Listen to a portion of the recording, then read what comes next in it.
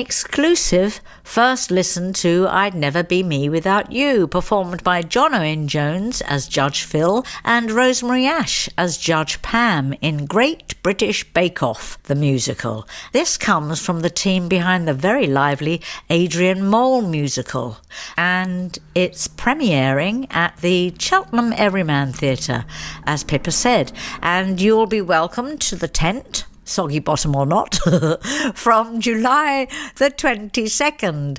And it's almost time to find out what's cooking in Act 2 of Elaine Page on Sunday.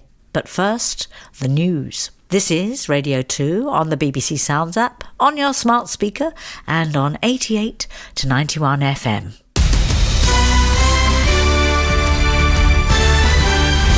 Here, the BBC News at 2 o'clock. This is Jason Kay.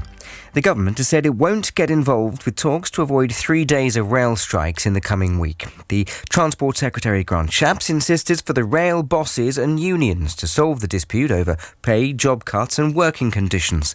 Rail passengers have been warned to expect disruption from as early as tomorrow because of a reduced timetable. The first formal strike day is Tuesday. The head of UK Hospitality, the trade association which represents the industry, is Kate Nichols. She says the strikes will be damaging in the short and the long term. The industry will take a hit of about £500 million, and then longer term, it's that confidence which is still so fragile for many consumers, that confidence that they've got to book tickets in advance, to book sporting events, theatres, music events that are going to be disrupted this week and may well be disrupted in future action. The body which represents train companies, the Rail Delivery Group, has said no decisions have been made over the closure of ticket offices. The Sunday Times had reported that all manned booths could be closed and ticket purchases could become a completely digital process. People in France are casting their ballots in the final round of voting for control of the National Assembly.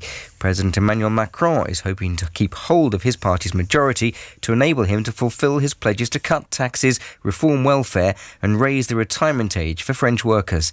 These voters in Paris are backing Mr. Macron. I see a person who expresses himself very well and who loves his country. Luckily, there are lots of people who love France, and that's why I'm here today doing